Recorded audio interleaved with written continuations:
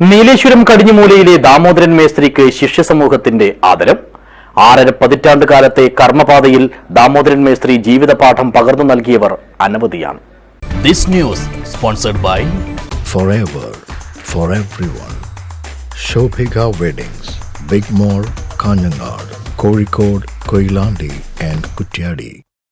നീലേശ്വരത്തെ ആദ്യകാല കൽപ്പണിക്കാരനും നിരവധി പേരുടെ ഗുരുനാഥനുമായ കടിഞ്ഞുമൂലയിലെ ദാമോദരൻ മേസ്ത്രിയാണ് ശിഷ്യഗണങ്ങളുടെ ആദരവ് ഏറ്റുവാങ്ങിയത്.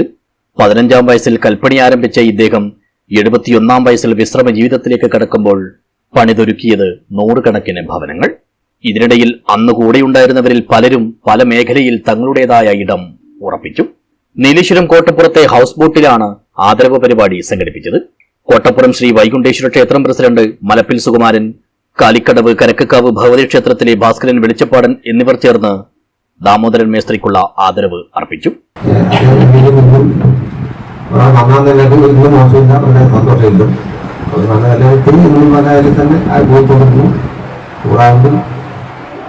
ഞാൻ ഇപ്പം പണി നിർത്തി കഴിയുന്നില്ല, അതുകൊണ്ട് വളരെ സന്തോഷത്തിൽ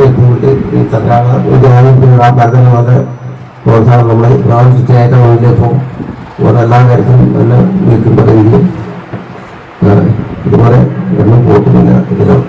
നമ്മെ സംബന്ധിച്ചിടത്തോളം ഇത്രയും വർഷം ഇത്രയും ആളുകളെ ഒരു കൽപ്പണിക്കാരൻ എന്നുള്ള നിലയിൽ അല്ലെങ്കിൽ കല്ലാശ്ശേരി എന്നുള്ള നിലയിൽ അദ്ദേഹത്തിന് മേസ്ത്രി എന്നുള്ള നിലയിൽ ഈ ആളുകളെയൊക്കെ തന്നെ സ്വന്തം ജോലി ചെയ്യുന്നതിന് പ്രാപ്തരാക്കിക്കൊണ്ട് നമ്മുടെ കുടുംബത്തെയും നമ്മുടെ നാട്ടുകാരെയും എല്ലാവരെയും വളരെ സന്തോഷത്തിൽ കൈകാര്യം ചെയ്തിരുന്ന ഒരാളാണ് ശ്രീ ദാമോദരൻ.